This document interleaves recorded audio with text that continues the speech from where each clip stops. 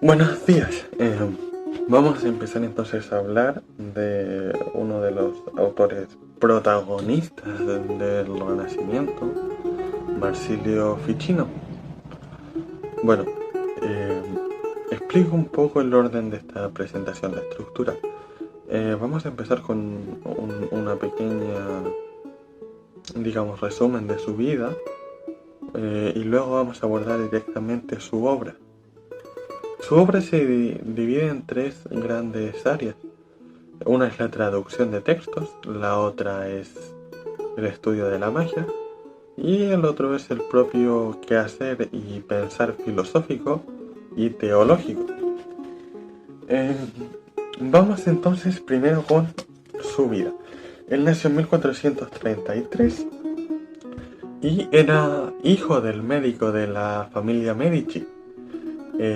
Cosme Medici, el que era patriarca de la familia en aquel entonces, le permitió al médico traer a su hijo a su residencia.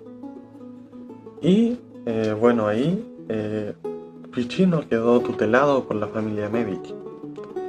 Él comenzó sus estudios de medicina al igual que su padre, incluso escribió algunos tratados de medicina, pero rápidamente se interesó por la filosofía y la teología propiamente. Entonces Ficino en ese momento comienza a estudiar textos filosóficos que no eran platónicos, ya que recordemos que en aquel tiempo en Occidente la filosofía platónica no era demasiado conocida. De hecho, se conocía más la filosofía aristotélica por pensadores musulmanes de los califatos españoles como Avicena o Averroes.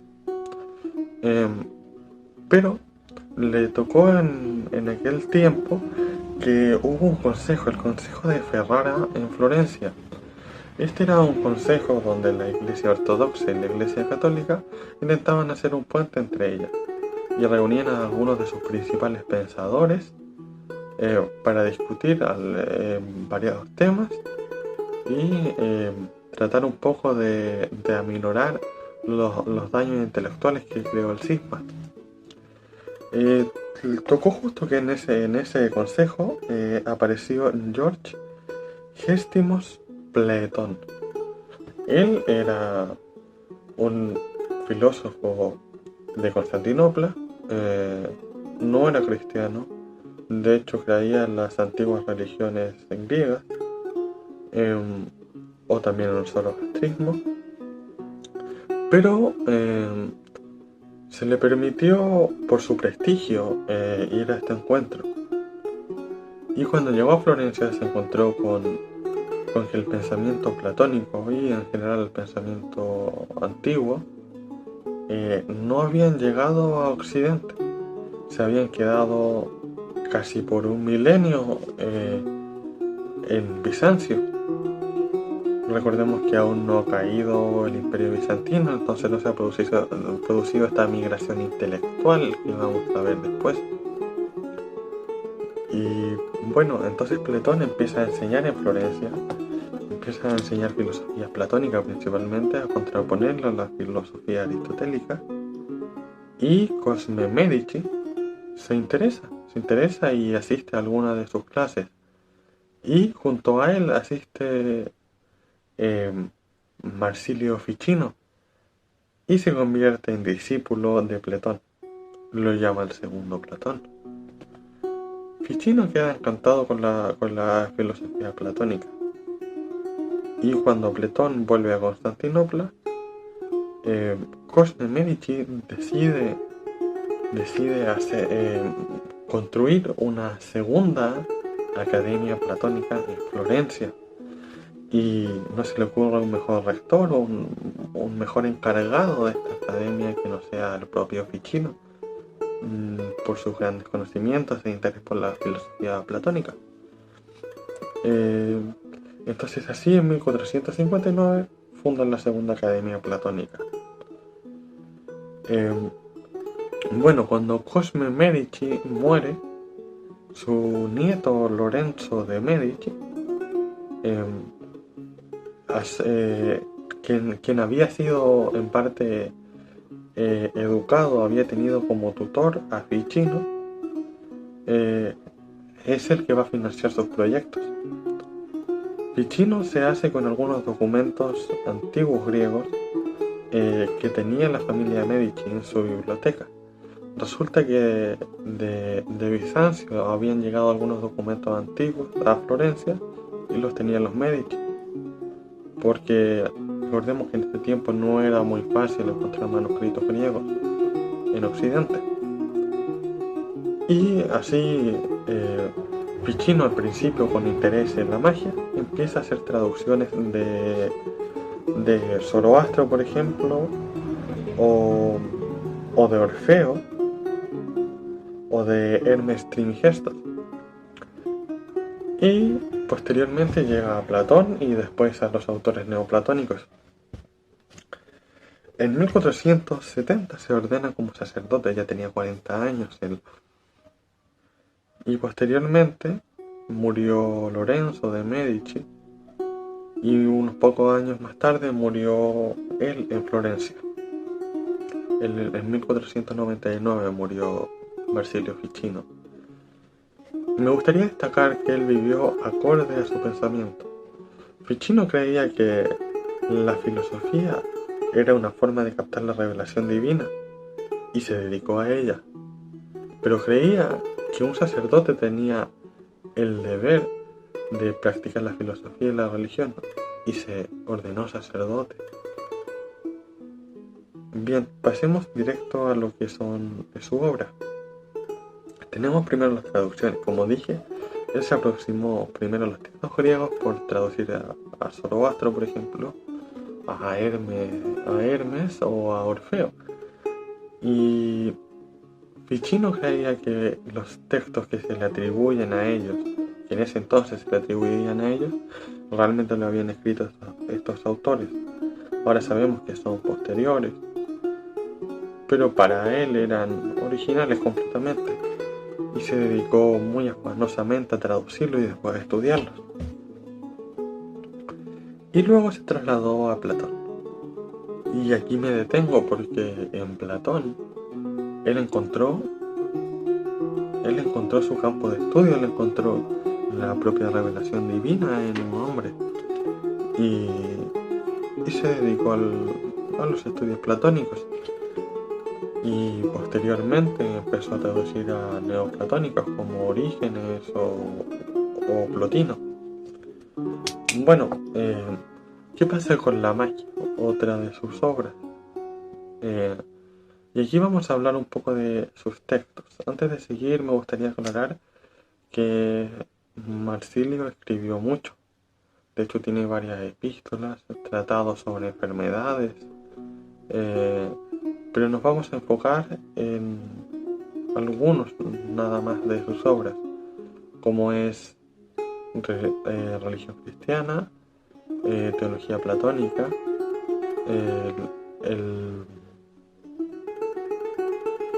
el comentario al banquete de Platón, y de la que vamos a hablar ahora, porque es donde explica propiamente su interés por la magia, que es 3 libros de la vida. Este se divide, como su nombre lo dice, en 3 libros. El primero trata sobre llevar una vida saludable, el segundo trata sobre cómo prolongar la propia vida, y el tercero habla sobre cómo beneficiarnos de la astrología para nuestra vida. Y ahí es donde le explica que existe algo que se llama el espíritu. El espíritu es una sustancia inmaterial que está presente en todas las cosas. Y esta sustancia es la que permite al alma manejar los cuerpos. El alma se mueve gracias al espíritu y puede manejar nuestros cuerpos. Y también puede acceder con el pensamiento a otros cuerpos materiales. Entonces la magia de Ficino se llama magia natural y básicamente es que el espíritu que hay en nuestros cuerpos se relacione con el espíritu que hay en el mundo y así vivificar nuestra propia alma, más bien que el alma, corrijo, no el alma, el espíritu. Vivificar nuestro propio espíritu con el espíritu del mundo. Y aquí se aprovecha los movimientos celestes, por ejemplo, que según Ficino también tienen su alma, los astros, y por eso él usa talismanes o diferentes cosas que él cree que ayudan a captar el espíritu que está en el mundo.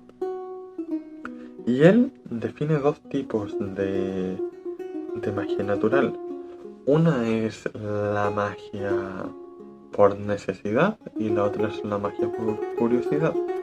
La magia por curiosidad es cuando se intentan hacer portentos o intentar movidos solo por la curiosidad de hacer la magia. Pero esta no lleva a ningún beneficio y solo aumenta la arrogancia. En cambio, la magia de por necesidad siempre intenta beneficiar al hombre de una forma y resulta en un bien para alguien o para uno mismo. Por ejemplo, esta es la magia que hace Jesús en sus curaciones.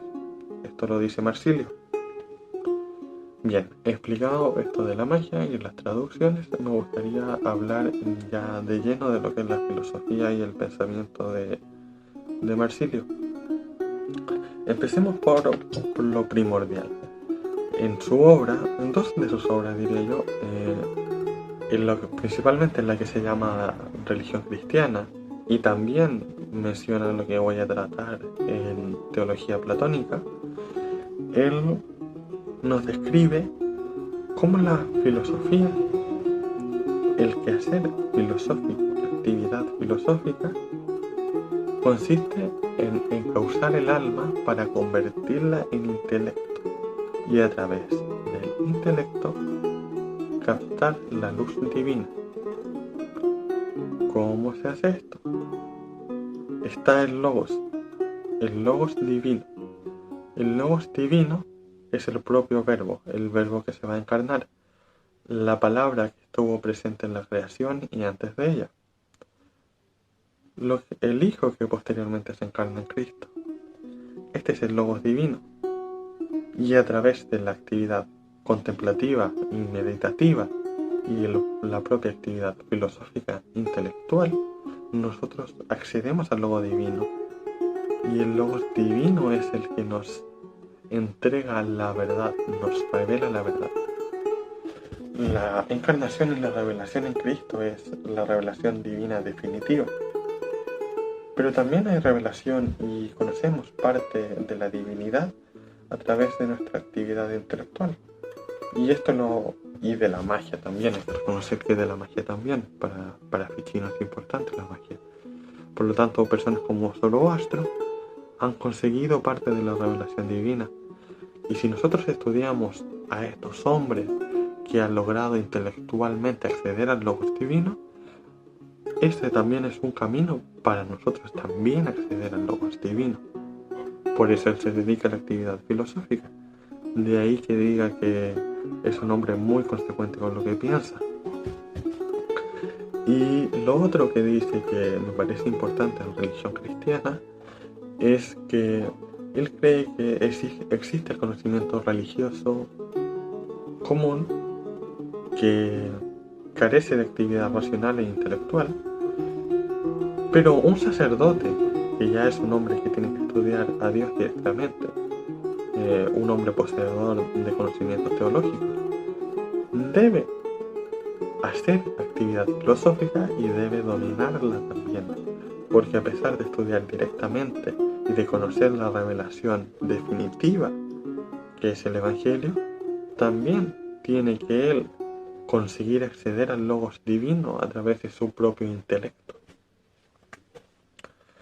Otro de los temas protagonistas en la filosofía de Marsilio es lo que atañe al alma. Y me explayo un poco porque antes de acceder a esto hay que explicar los grados de realidad. Sabemos que Platón concibe un mundo sensible y uno inteligible, y que hay grados de realidad que van ascendiendo hasta llegar a las ideas.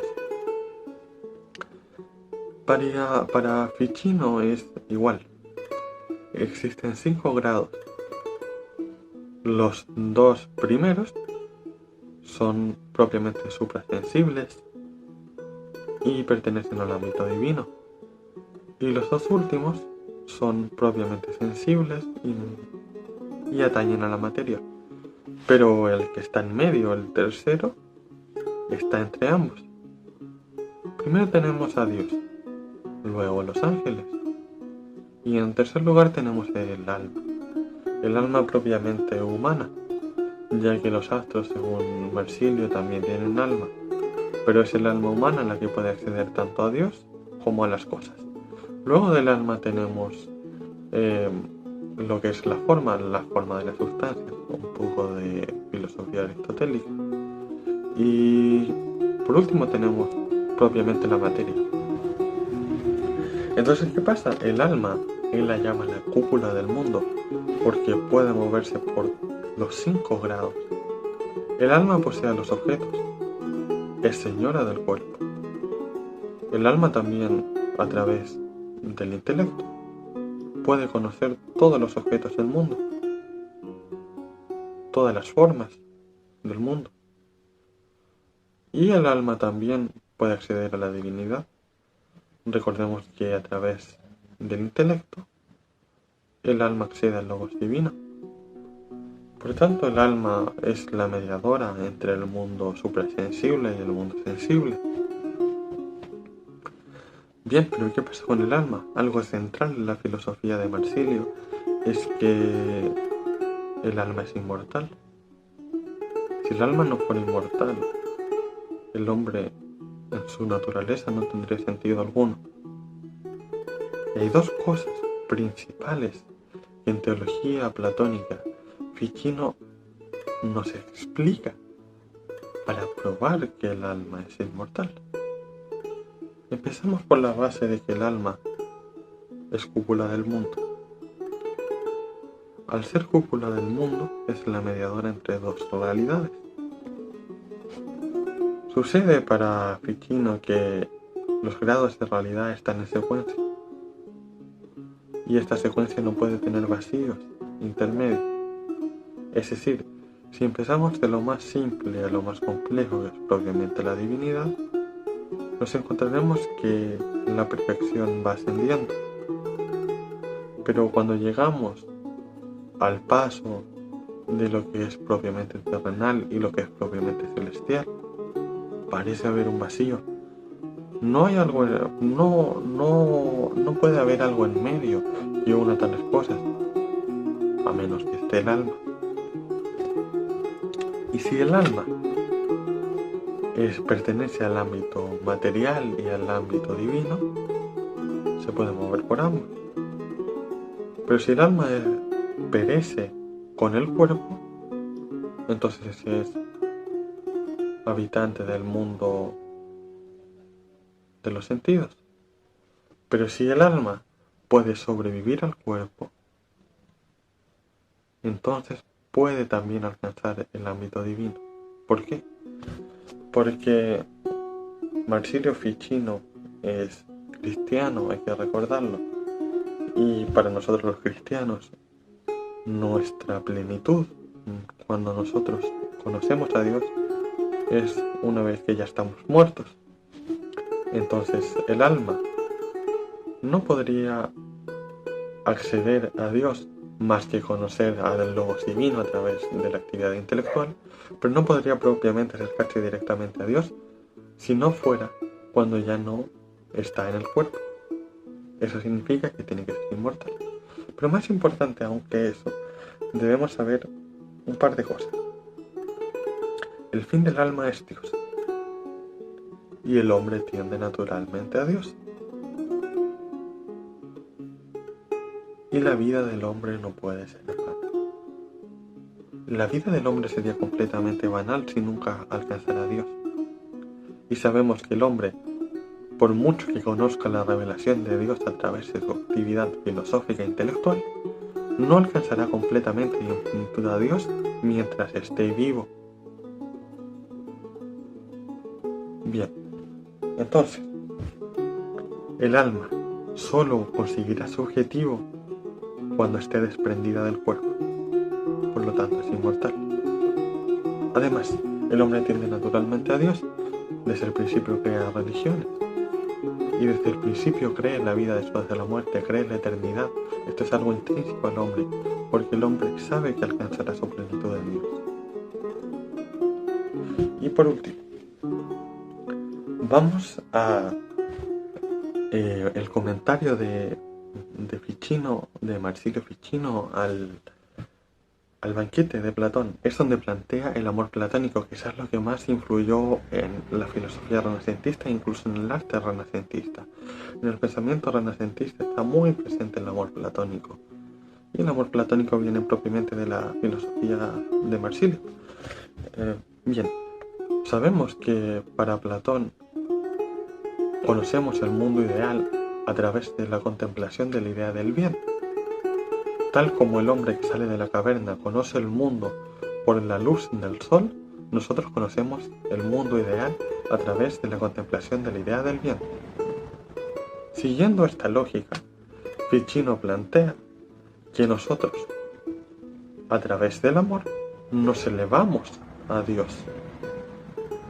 Tal como la contemplación de la idea del bien nos lleva a Dios, el amar a las cosas y amar a Dios en las cosas nos lleva a Dios. Me explico. Nosotros primero amamos las cosas y a través de las cosas amamos a Dios. Conocemos a Dios desde nuestro mundo. Dios se revela en nuestro mundo mundano, y a través de las revelaciones que están en este mundo nosotros conocemos a Dios.